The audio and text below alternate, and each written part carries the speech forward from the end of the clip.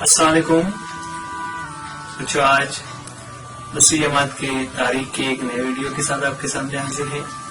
یہ ویڈیو ممبئی مہانگر پالیکا کی virtual class کی طرف سے پیش کیا جا رہا ہے۔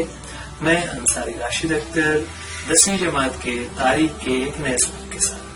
تو چلیے شروع کرتے ہیں آج کا ہمارا سبق۔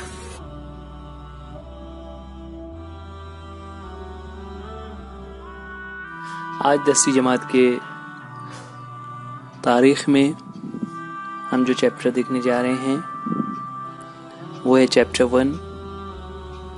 اس چیپٹر 1 میں ہم کچھ تاریخ مضمون کس طرح سے تیار ہوتا ہے۔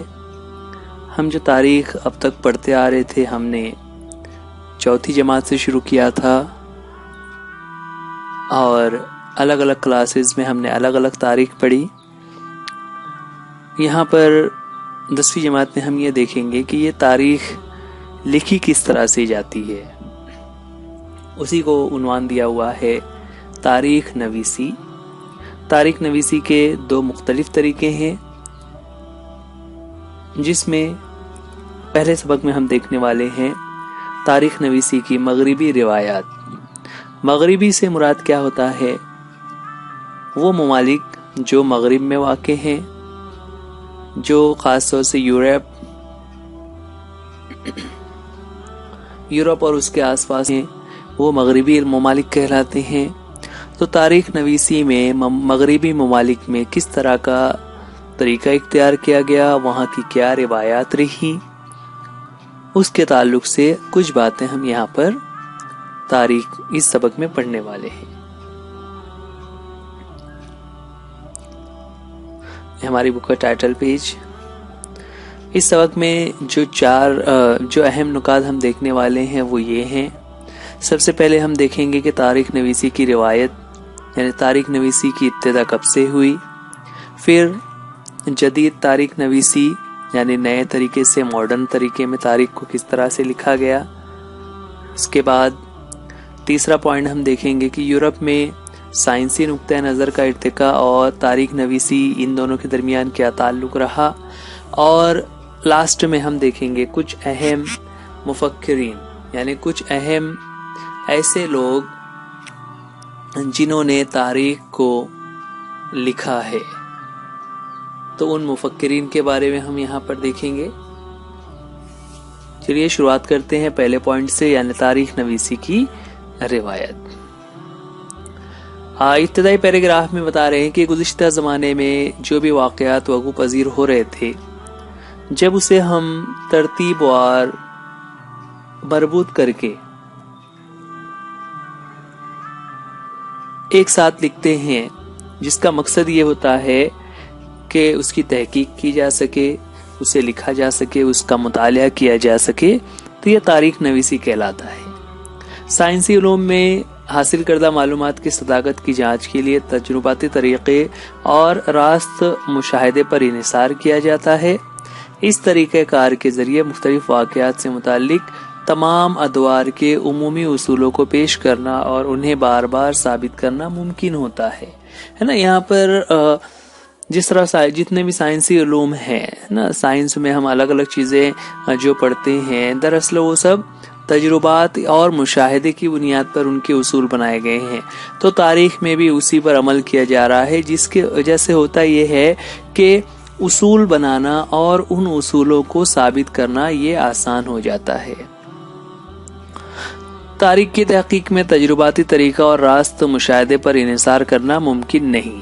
دیکھیے یہاں پر سائنس اور تاریخ میں کیا فرق ہے کہ سائنس میں ہم تجربات کو تو کر سکتے ہیں، مشاہدے کو ہم دیکھ سکتے ہیں، اسے نوٹ کر سکتے ہیں، لیکن تاریخ کو ہم نہ تو تجربے کے طور پر دہرا سکتے ہیں، نہ ہی اس کا مشاہدہ کر سکتے ہیں، کیونکہ وہ تو زمانہ اب گزر چکا۔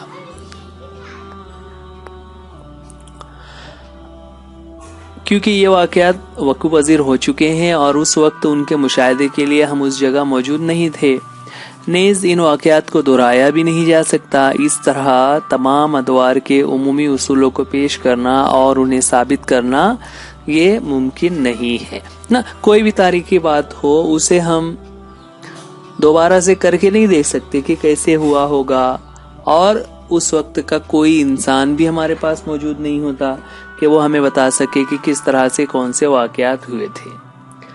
تاریخی دستاویز لکھنے کے لیے جس زبان اور رسم الخط کا استعمال کیا گیا ہو، سب سے پہلے اس کے مطالعے اور تفہیم کے لیے اس زبان اور رسم الخط کو جاننے والے ماہرین کی ضرورت ہوتی ہے نا۔ اب تاریخ کی جب بات کر رہے ہیں تو تاریخ میں ظاہر سی بات ہے ہم موجود نہیں تھے، لیکن اس وقت کی کچھ تحریریں، کچھ چیزیں، کچھ پینٹنگز وغیرہ یا کچھ دستاویز، کچھ سامان ہمیں ایسا مل جاتا ہے جس پر کچھ لکھا ہوا ہے، جس کی مدد سے تاریخ کو سمجھنے میں آسانی ہوگی۔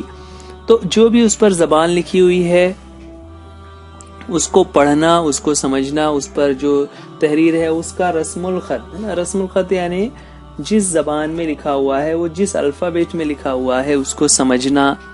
اس کے بعد خوش نویسی یا کتابت، مصنف کا انداز بیاں، استعمال شدہ کاغذ کی قسم اور ان کی تیاری کا زمانہ، حکم نامے کے مہر جیسے مختلف اشیاء کے ماہرین کی مدد سے ہی طے کیا جا سکتا ہے کہ متعلقہ دستاویز اصلی ہے یا نہیں۔ جیسے کوئی خط اگر ہمیں مل جاتا ہے یا کوئی کتاب ہمیں مل جاتی ہے جو بہت پرانی ہے اور کسی عجیب سی زبان میں لکھی ہوئی ہے، تو اس عجیب زبان میں لکھی ہوئی کتاب کو سمجھنے کے لیے ہمیں کیا کرنا ہوگا؟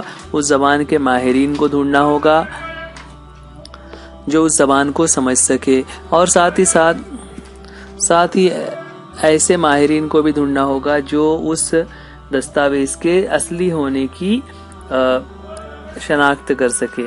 تاریخ کی تحقیق میں مختلف شعبہ علوم اور ادارے معاون ہوتے ہیں، مثلا آثاریات، کتبات، محافظ خانہ، مخطوطات کا مطالعہ، رسم الخط کا مطالعہ، حرف شناسی، لسانیات، سکہ شناسی، علم شجرہ خوانی وغیرہ۔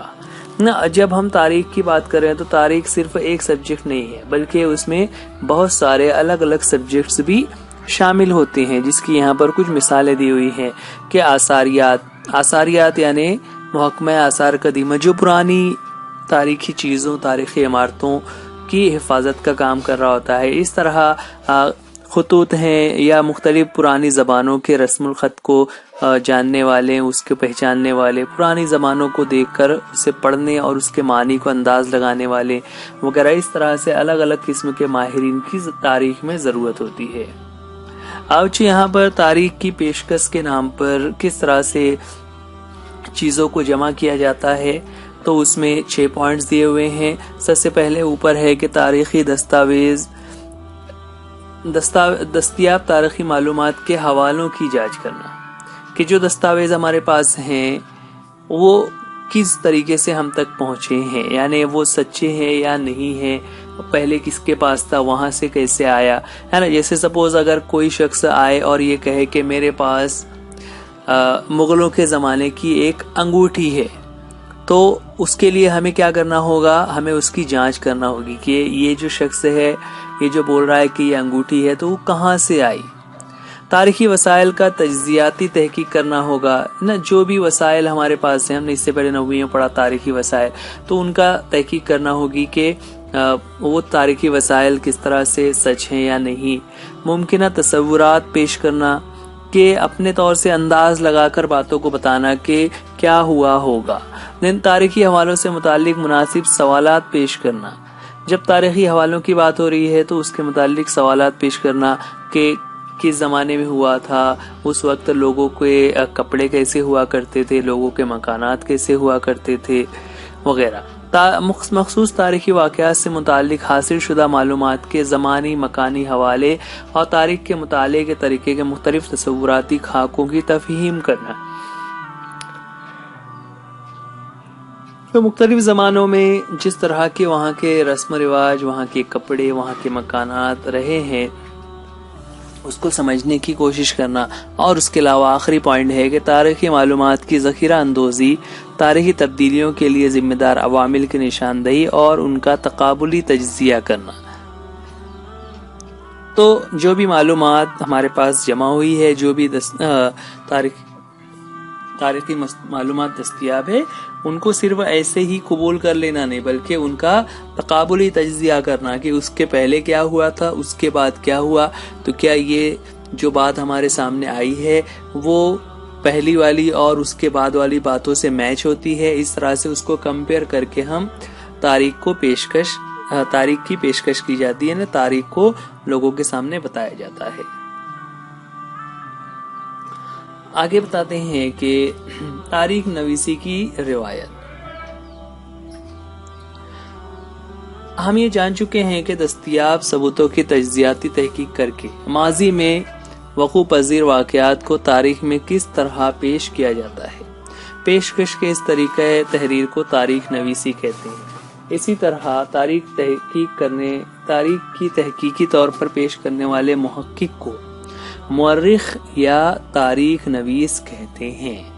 تو یہ دو الفاظ آپ کو یاد رکھنے رہیں گے، ہے نا، ہسٹورین یا ہسٹری رائٹر، اس طرح کے یہ ورڈ سے ہیں۔ مورخ یا تاریخ نویس یہ وہ لوگ ہوتے ہیں جو مختلف تحقیق کو جانچنے کے بعد اس تحریر کو پیش کرتے ہیں کہ واقعی میں یہ تاریخ ایسی ہے یا نہیں۔ تاریخ بیان کرتے وقت ماضی میں وقوع پذیر ہونے والے ہر واقعے کا اندراج کرنا اور اس کی معلومات فراہم کرنا مورخ کے لیے ممکن نہیں ہوتا۔ ہر معلومات نہیں ہو سکتی، بلکہ اہم باتیں مل سکتی ہیں۔ تاریخ پیش کرتے وقت مورخ زمانہ ماضی کے کن واقعات کا انتخاب کرتا ہے، یہ اس بات پر منحصر ہے کہ اسے قارئین تک کیا پہنچانا ہے۔ دیکھیے یہاں پر ایک اہم بات کہ تاریخ میں جب آپ تاریخ نویسی شروع کرتے ہیں، یعنی تاریخ لکھنا شروع کرتے ہیں یا اس کی معلومات جمع کرنا شروع کرتے ہیں، تو اس میں ایک مقصد ہوتا ہے کہ کس مقصد کے لیے یہ تاریخ لکھی جا رہی ہے، اور اسی کے متعلق پھر معلومات یکجا کی جاتی ہے۔ منتخب شدہ واقعات اور ان کی پیشکش کے دوران اختیار کیے گئے نظریاتی زاویہ نگاہ پر مورخ کا طرز تحریر، یعنی کس طریقے سے تاریخ لکھی جائے، وہ طریقہ تعین ہوتا ہے۔ دنیا بھر کے قدیم تہذیبوں میں اس قسم کی تاریخ نویسی کی روایت موجود نہیں تھی۔ البتہ یہ بھی نہیں کہا جا سکتا کہ ان لوگوں کی ماضی کی معلومات یا اس کے بارے میں تجسس نہیں تھا۔ تاریخ جو ہے وہ کس طرح سے آگے بڑھی کہ بزرگوں کے ذریعے سنے گئے آباء و اجداد کی زندگیوں اور ان کی بہادری کے کارناموں کو اگلی نسل تک پہنچانے کی ضرورت اس وقت بھی محسوس کی جاتی تھی۔ گاروں میں کندہ تصاویر کے ذریعے مذہب کی حفاظت، قصہ گوئی، گیت اور پواڑے گانے کی روایت دنیا بھر کی تہذیبوں میں انتہائی قدیم زمانے سے رائج تھی۔ جدید تاریخ نویسی میں ان روایات کا استعمال وسائل کی حیثیت سے کیا جاتا ہے۔ یہاں پر جب تاریخ کی بات چل رہی ہے تو ہمارے سامنے ایک سوال ہے کہ اس تصویر کو دیکھیے۔ یہ تصویر دراصل ایک قسم کا کتبہ ہے۔ کتبہ یعنی دیوار میں اسے کریت کر یہ بنایا ہوا ہے۔ یہ فرانس کے لور عجائب گھر میں ہے، جس کے بارے میں کہا جاتا ہے کہ یہ سب سے قدیم یعنی سب سے پرانا کتبہ ہے۔ اب اس کتبے کو اگر ہم دیکھیں تو اس پر بہت ساری پینٹنگ کی اس طرح سے چیزوں کو کندہ کیا ہوا ہے۔ اس تصویر میں ہم کیا دیکھ رہے ہیں کہ ہاتھوں میں ڈھال اور نیزے سے لیس فوجیوں کی منظم صف اور ان کی قیادت کرنے والا سپہ سالار نظر آ رہا ہے۔ ٹھیک ہے کہ بہت سارے سپاہی ہیں، فوجی ہیں جن کے پاس ہتھیار ہیں، اور ان کا ایک سپہ سالار نظر آ رہا ہے۔ فی الحال یہ کہا جا سکتا ہے کہ تاریخی واقعات کو تحریری طور پر درج کرنے کی روایت میسوپوٹامیا کے سومیر تہذیب سے شروع ہوئی۔ سومیر حکومت کے بادشاہوں اور ان کے درمیان ہونے والی جنگوں کی کہانیوں کا تذکرہ اس زمانے کے کتبوں میں محفوظ ہے، جس میں سب سے قدیم کتبہ 4500 برس پرانا ہے۔ اس میں سومیر کی دو ریاستوں کے درمیان ہونے والی جنگ کا اندراج ہے۔ یہ کتبہ فی الوقت فرانس کے عالمی شہرت یافتہ عجائب گھر لور میں رکھا ہوا ہے۔ تو بچوں یہ جو کتبہ ہے یہ کیا ایک قسم کا ویس ہے جو اس زمانے میں ہونے والی جنگ کے بارے میں ہمیں بتاتا ہے کہ کس طرح سے اس وقت جنگ ہوا کرتی تھی، لوگ کس طرح سے اس کی تیاری کیا کرتے تھے۔ اگلا نقطہ ہے جدید تاریخ نویسی۔ اب آتے ہیں جدید تاریخ نویسی پر۔ تو جدید تاریخ نویسی میں بچوں یہاں پر آپ کو یہ چیزیں دھیان رکھنی ہوگی۔ جدید تاریخ نویسی کے طریقوں کے 4 اہم خصوصیات ہیں۔ وہ 4 اہم خصوصیات جو پہلے کے طریقوں میں نہیں ہوتی تھی۔ سب سے پہلے کہ یہ سائنسی طریقہ ہے جس کی ابتدا مناسب سوالوں کی پیشکش سے ہوتی ہے نا. یہ ایک سائنسی طریقہ ہے. سائنسی طریقے سے مراد یہ ہے کہ جس کو ہم سوال کے ذریعے سے جانچ کر سکتے ہیں کہ یہ صحیح ہے یا صحیح نہیں ہے. اس کا دوسرا اس میں نقطہ ہے کہ یہ سوالات انسان مرکوز ہوتے ہیں, یعنی یہ انسانوں کی سرگرمیوں کے متعلق ہوتے ہیں. جتنے بھی واقعات انسانوں سے جڑے ہوئے ہیں وہ یہاں پر بتائے جاتے ہیں. اس میں کوئی دیومالائی کہانیاں نہیں ہوتی ہے نا. جیسے دیومالائی کہانیوں کو اس میں نہیں جوڑا جاتا, بلکہ صرف انسان سے متعلق جو واقعات ہوتے ہیں ان کو ہی پیش کیا جاتا ہے. اس میں شیطان, راکشس, فرشتے ہے نا, یا پھر کوئی دیومالائی کردار وغیرہ ان طرح کی چیزوں کو شامل نہیں کیا جاتا, بلکہ صرف انسانوں کے ساتھ جو واقعات ہوئے, کہاں پر جنگیں ہوئی, کہاں پر ایسا کوئی واقعہ ہوا جس سے انسانوں کو نقصان پہنچا, وہ چیزیں بتائی جاتی ہیں. تیسرا ہوتا ہے کہ ان سوالوں کے جواب کی بنیاد پر قابل اعتماد تاریخی ثبوت ہوتے ہیں, جس کی وجہ سے تاریخ کی پیشکش منطقی ہوتی ہے. جو سوالات پوچھے جاتے ہیں, جن سوالات کو سامنے رکھا جاتا ہے, ان سوال کے جواب کی بنیاد قابل اعتماد تاریخی ثبوت ہوتے ہیں نا. جب اس کا جواب دیا جا رہا ہے تو ایسا ہی فرضی نہیں ہوتا کہ وہاں پر ایک راکشس تھا, وہ لوگوں کو اس طرح سے نقصان پہنچاتا تھا. ایسی کہانیوں کے واقعات نہیں ہوتے, بلکہ سچ کے واقعات ہوتے ہیں کہ فلاں زمانے میں فلاں بادشاہ تھا, اس کی حکومت اتنے بڑے علاقے پر تھی, اور کس طرح سے وہ لوگوں پر ظلم کرتا تھا, یا کس طرح سے وہ لوگوں کی دیکھ بھال کرتا تھا, جنگوں میں کس طرح سے مقابلے ہوا کرتے تھے. یہ تمام باتیں وہاں پر تاریخی ثبوت کے طور پر پیش کی جاتی ہیں. اس طرح جو تاریخ کی پیشکش ہوتی ہے وہ منطقی ہو جاتی ہے, یعنی صرف خیالی پلاؤ نہیں ہوتا, بلکہ اس کے پیچھے کوئی نہ کوئی وجہ ہوتی ہے. اور ماضی میں کی گئی انسانی سرگرمیوں کے ذریعے انسانی ارتقاء کا جائزہ بھی تاریخ میں لیا جاتا ہے. ٹھیک ہے, انسان کا جو ارتقاء ہوا, کس طرح سے انسان جو ہے وہ اپنے آپ میں بدلتا چلا گیا, اس چیز کا جائزہ بھی یہاں پر لیا جاتا ہے. یہاں پر یہ جو طریقہ ہے جسے ہم جدید تاریخ نویسی کا سائنسی طریقہ کہہ رہے ہیں, یہ تاریخ نویسی کا طریقہ قدیم یونانی تاریخ نویسی میں بھی پایا جاتا تھا. یعنی اس زمانے میں بھی اس طرح کی چیزیں تھی جہاں پر لوگ اس کا استعمال کرتے تھے. یہ یہاں پر ایک چیز اور بتائی جا رہی ہے کہ جو لفظ ہسٹری ہے, لفظ ہسٹری یہ بھی یونانی ہی زبان کا ایک لفظ ہے نا. اس لفظ کا استعمال پہلی مرتبہ ہیروڈوٹس نامی یونانی تاریخ دان نے اپنی کتاب دا ہسٹریز کے عنوان کے لیے کیا تھا. تو یہ دو نکات ہمارے ہو گئے کہ کس طرح سے ہوتا ہے. اب اس کے آگے ہم دیکھیں گے یورپ اور اس کے آگے کی تاریخ نویسی.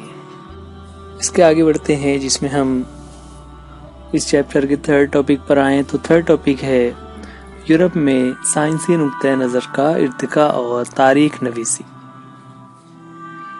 بچوں, جیسے جیسے یہاں پر سائنس کی ترقی ہوئی, اس کے ساتھ ساتھ تاریخ نویسی پہ بھی تبدیلیاں ہوتی گئی. 18ویں صدی عیسوی تک یورپ میں فلسفے اور سائنس کے شعبوں میں قابل ذکر ترقی ہو گئی تھی. مفکروں کو اس بات پر اعتماد ہونے لگا کہ سائنسی طریقے کا استعمال کر کے سماجی اور تاریخی حقائق کا مطالعہ کرنا ممکن ہوگا. اگلے دور میں یورپ اور امریکہ میں تاریخ اور تاریخ نویسی سے متعلق خوب غور و فکر کیا گیا. تاریخ نویسی میں ٹھوس ثبوتوں کو اہمیت حاصل ہوتی چلی گئی.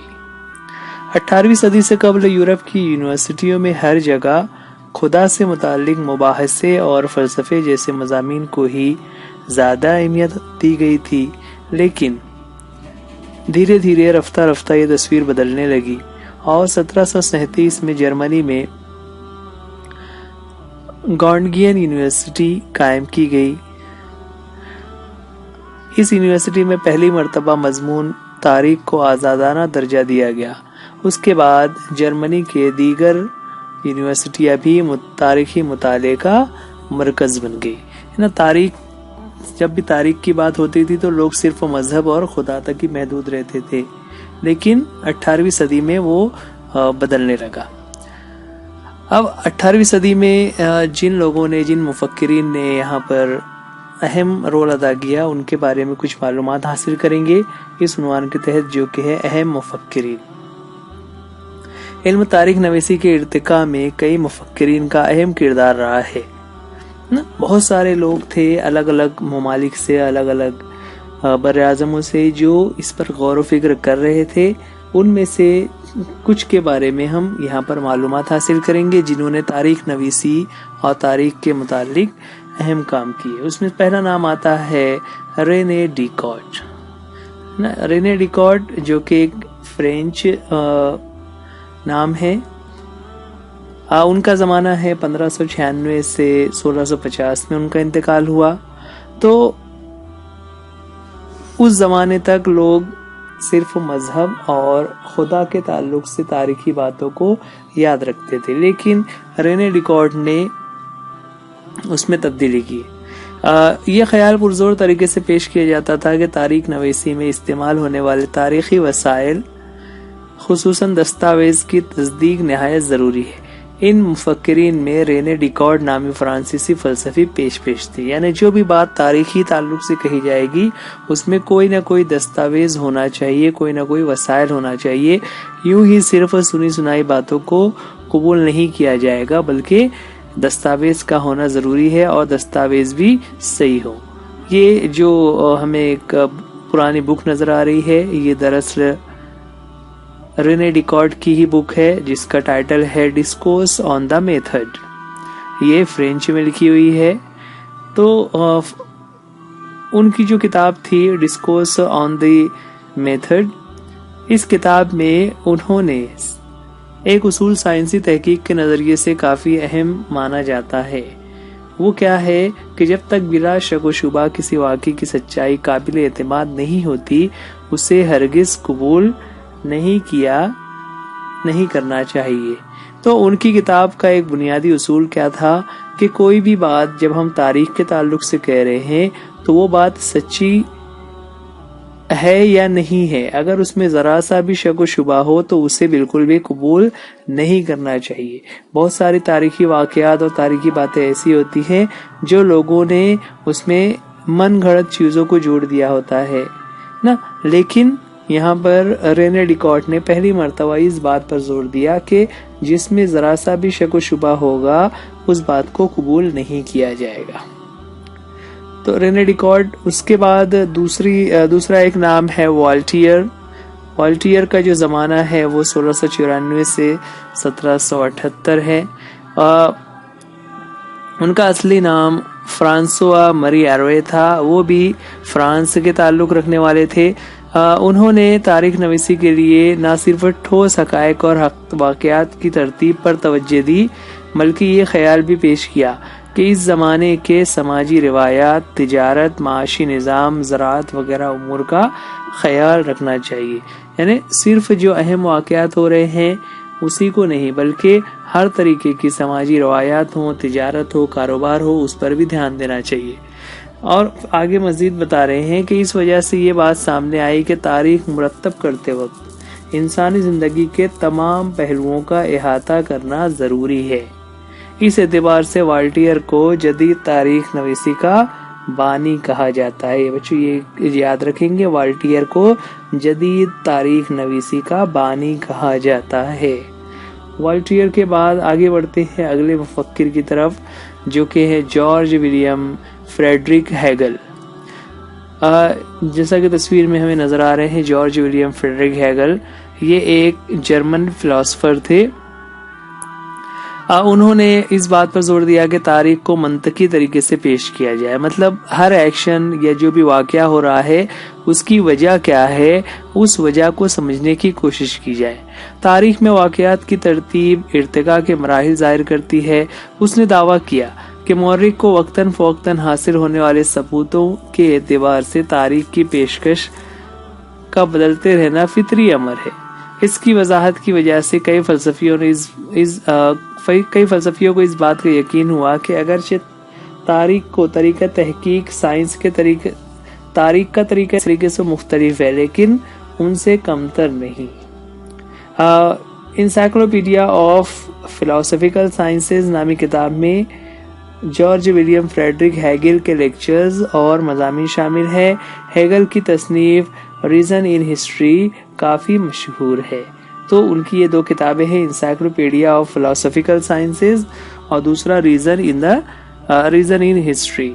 تو ان دو کتابوں میں ان کے مضامین پر انہوں نے کافی وضاحت سے باتیں کی ہوئی ہے نا۔ ان کے تعلق سے ایک بات اور یہ بتائی جا رہی ہے کہ ہیگل کے مطابق کسی واقعے کا مطلب اخذ کرنے کے لیے اس کی درجہ بندی دو مخالف قسموں میں کی جاتی ہے۔ اس کے بغیر انسانی دماغ کو اس واقعے کا ادراک نہیں ہوتا، مثلا سچ یا جھوٹ، اچھا اور برا۔ اس طریقے کو جدلیت کہتے ہیں۔ اس طریقے میں پہلے ایک اصول پیش کیا جاتا ہے، اس کے بعد اس اصول کو قطع کرنے والا مخالف اصول پیش کیا جاتا ہے۔ ان دونوں کے منطقی برتاؤ کے بعد ان دونوں کے خلاصے پر مشتمل اصول کے ارتباطی پیشکش کی جاتی ہے۔ تو یہ ایک تھیوری ہے نا۔ اچھا دیکھیے، یہاں پر ہم اس 10ویں جماعت میں جو تاریخ کا سبق پڑھ رہے ہیں اس میں ہم یہ سمجھنے کی کوشش کر رہے ہیں کہ تاریخ کس طرح سے لکھی گئی۔ تو ہر زمانے میں مختلف لوگوں نے اپنے اپنے طور سے اس کے لیے اصول بنائے۔ تو یہ الگ الگ اصولوں کے درمیان ہمیں یہ بتایا جا رہا ہے کہ 1770 سے 1831 کا جو جارج ولیم فریڈرک ہیگل کا زمانہ تھا، انہوں نے ان نظریات کو پیش کیا، جبکہ ابھی ہم دیکھ رہے تھے دوسرے کچھ مفکرین ہیں، انہوں نے کچھ اور بھی نظریات پیش کیے۔ آگے ہم اور دیکھ رہے ہیں، چلیے دیکھتے ہیں آگے کہ الگ الگ مفکرین نے اپنے اپنے طور سے اپنی رائے پیش کی اور اسے ثابت کرنے کی بھی کوشش کی۔ اگلا نام ہے لیوپولڈ وان رانکے، جن کا زمانہ ہے 1795 سے 1886 کا۔ لیوپولڈ وان رانکے 19ویں صدی میں طریقہ تاریخ نویسی پر خصوصی طور پر یہ برلن یونیورسٹی کے تھے، جن کا خیالات کا اثر کافی رہا۔ انہوں نے تاریخی تحقیق کے تشخیصی طریقے کے بارے میں بتایا۔ انہوں نے اس بات پر زور دیا کہ اصلی دستاویزات کے ذریعے حاصل شدہ معلومات انتہائی اہم ہوتی ہے اور تاریخی واقعات سے متعلق تمام اقسام کے کاغذات اور دستاویزات کی کڑی جانچ ہونی چاہیے۔ انہیں اس بات کا یقین تھا کہ اس طریقے سے تاریخ کی صداقت تک رسائی ہو سکتی ہے۔ انہوں نے تاریخ نویسی میں خیالی واقعات پر تنقید کی اور عالمی تاریخ کی ترتیب پر زور دیا۔ انہوں نے بھی وہ خیالی اور جو جھوٹ باتیں ہیں ان کو منع کیا۔ ان کی بک کا نام ہے The Theory and Practice of History اور دوسری کتاب ہے The Secret of World History۔ ان دو کتابوں میں ان کے بہت سارے مضامین یکجا کیے ہوئے ہیں، یعنی یہ دو کتابیں ان کے مضامین سے بھری ہوئی ہیں۔ لیوپولڈ کے بعد آگے بڑھتے ہیں۔ اگلا نام ہے کارل مارکس کا۔ کارل مارکس کے تعلق سے ہم نے معاشیات میں پڑھا ہوا ہے، 9ویں جماعت میں بھی ہم اس کے بارے میں کافی کچھ پڑھتے رہے ہیں۔ کارل مارکس کا جو زمانہ تھا وہ 1818 سے 1883 کا زمانہ تھا۔ کارل مارکس کے بارے میں ہے کہ 19ویں صدی کے نصف آخر میں کارل مارکس کے پیش کردہ اصولوں کی وجہ سے تاریخ کے زاویہ نظر میں اہم تبدیلیاں لانے والا فکری نظام وجود میں آیا نا۔ انہوں نے جو باتیں پیش کی، جو نظریہ لوگوں کے سامنے پیش کیا، وہ تاریخ کے زاویے کو بدلنے والا تھا، تبدیلی آ رہی تھی۔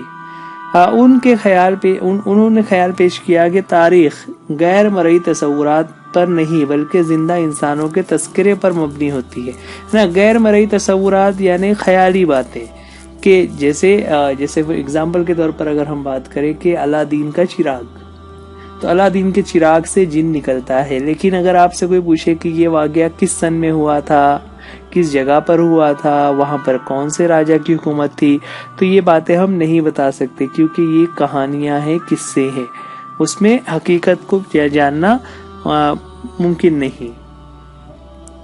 تو ایسے تصورات پر تاریخ نہیں لکھی جاتی، بلکہ انہوں نے آگے اس کی تفسیر بتائی کہ انسان کے آپسی تعلقات ان کی بنیادی ضرورتیں پوری کرنے کے لیے میسر ذرائع پیداوار کی نوعیت اور ملکیت پر مبنی ہوتے ہیں نا۔ انسانوں کے تعلقات ایک دوسرے سے کب ہوتے ہیں؟ جب ان کی ضرورتیں دوسروں سے پوری ہو رہی ہو۔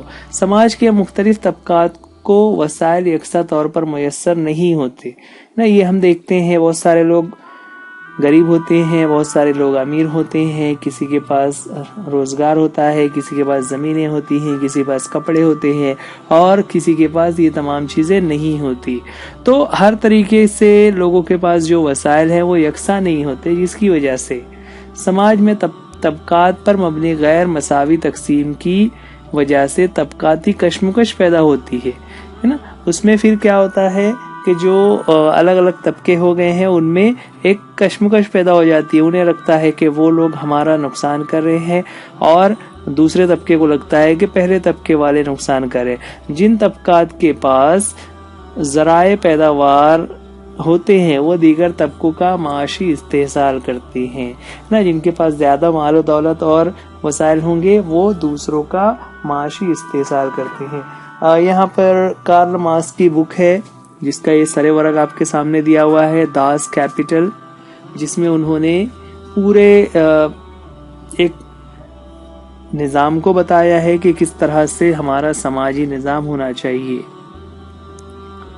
آگے بڑھتے ہیں کارل مارکس کے بعد اگلے مفکر کی طرف۔ اس سے پہلے ایک چیز یہاں پر ہے، یہ ہے اینالس نظام۔ یہ ایک جب تاریخ نویسی اور تاریخ میں کن باتوں کو دھیان دینا چاہیے یہ سب باتیں ہو رہی ہیں، اس دوران 20ویں صدی کی ابتدا میں تاریخ نویسی کا نظام وجود میں آیا۔ اس نظام کی وجہ سے تاریخ نویسی کو ایک الگ سمت ملی۔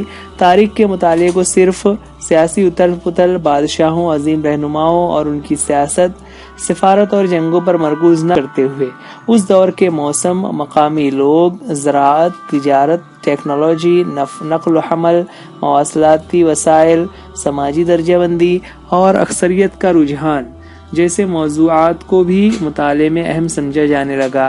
اینالس نظام کی ابتدا اور ارتقاء کا صحرا فرانسیسی مورخوں کے سر بنتا ہے۔ تو یہ بھی ایک نظام تھا جس میں اہم واقعات کے ساتھ ساتھ جو دوسری چیزیں ہیں ان کو بھی کور کیا جا رہا تھا۔ اسی طرح ایک دوسرا نظریہ ہے، دوسرا ایک گروپ ہے جو کہلاتا ہے نسائی تاریخ نویسی، یعنی فیمنسٹ ہسٹوریوگرافی۔ فیمنسٹ یا فیمنزم ایک ایسی تحریک چلی تھی جس میں خواتین کو خاص کر کے مساوات مرد زن اس طرح کی باتیں وہاں پر کی گئی تھی۔ تو ہر شعبے میں یہ ہو رہا تھا، تو تاریخ میں بھی ایسا ہوا۔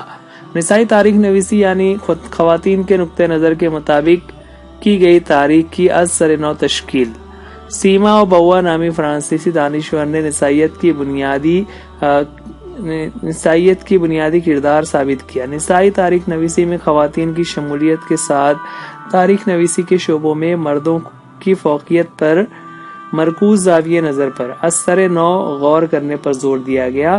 اس کے بعد خواتین کی زندگیوں سے جڑی ملازمت، روزگار، ٹریڈ یونین، ان سے مربوط مفاد میں سرگرم ادارے، خواتین کی خاندانی زندگی جیسے مختلف پہلوؤں پر مفصل غور و فکر پر مبنی تحقیق کی ابتدا ہوئی۔ 1990 کے بعد خواتین کو ایک علیحدہ سماجی طبقہ تسلیم کر کے تاریخ نویسی کی ابتدا ہوئی۔ اہم مفکرین میں آج کے اس سبق کا ہمارا آخری نام ہے جو کہ کافی اہم ہے، وہ ہے مائیکل فوکو۔ مائیکل فوکو، ان کا زمانہ جو ہے 1926 سے 1984، یعنی ہمارے ماڈرن ٹائم کے یہ ایک فلسفر ہیں۔ 20ویں صدی میں فرانسیسی مورخ مائیکل فوکو کے قلم سے تاریخ نویسی کا ایک نیا نظریہ سامنے آیا۔ وہ نیا نظریہ کیا تھا؟ انہوں نے آرکیالوجی آف نالج نامی کتاب میں واضح کیا کہ تاریخ کو زمانی ترتیب سے ایک ساتھ پیش کرنے کا طریقہ غلط ہے۔ اس نے اس جانب توجہ مبذول کرائی کہ آثار قدیمہ کے تحت آخری سچائی تک پہنچنا ہی مقصد نہیں ہے، بلکہ ماضی کے تغیرات کی وضاحت کرنے کی کوشش بھی کی جاتی ہے۔ فوکو نے تاریخ میں تغیرات کے وضاحت پر زور دیا، اس لیے انہوں نے اس طریقے کو علم کا آثار قدیمہ نام دیا ہے نا، آرکیالوجی آف نالج، اس طرح سے انہوں نے اس کا نام دیا۔ مورخوں کے ذریعے سابقہ دور میں نظر انداز کیے گئے نفسیاتی امراض، علم طب یا علم الادویہ اور قید خانوں کے نظام جیسے موضوعات پر انہوں نے تاریخی نظریے سے غور و خوض کیا۔ اسی کے ساتھ ساتھ جدید تاریخ نویسی کی وسعت میں اس طرح اضافہ ہوتا گیا۔ ادب، فن تعمیر، مجسمہ سازی، تصویر کشی یعنی ڈرائنگ، موسیقی، رقص، ڈرامہ، فلم سازی، ٹیلی ویژن، ان جیسے موضوعات پر جو کہ نئے نئے موضوعات سماج میں نظر آ رہے تھے، ان کو تاریخ میں لیا گیا اور اس طرح سے آزادانہ تاریخ لکھی جانے لگی۔ بچوں یہاں پر یہ سبق جو ہم دیکھ رہے ہیں اس میں ہم دیکھ رہے تھے کہ تاریخ نویسی، جس میں ہم مغربی روایات کو دیکھ رہے تھے۔ مغربی روایات کیا ہوتی ہیں ہم نے شروع میں پڑھا تھا۔ مغربی روایات سے مراد کہ مغربی ممالک میں کس طرح سے تاریخ نویسی کی ابتدا ہوئی اور کس طرح سے وہاں پر مفکرین سوچ رہے تھے۔ یہ ویڈیو آپ ممبئی مہانگر پالیکا کے BMC ایجوکیشن چینل پر دیکھ رہے ہیں۔ آپ اس چینل کو سبسکرائب کیجئے، بیل آئیکن کو دبا دیجئے تاکہ ہر نوٹیفیکیشن آپ کو مل سکے۔ ویڈیو کو لائک کیجئے، اپنے دوستوں میں شیئر کیجئے اور کمنٹس بھی کیجئے۔ بچوں آج کے لیے اس ویڈیو میں اتنا ہی۔ امید کرتے ہیں یہ سبق آپ کو سمجھ میں آ گیا ہوگا۔ ویڈیو دیکھنے کے لیے تھینک یو۔ اللہ حافظ، گڈ بائے۔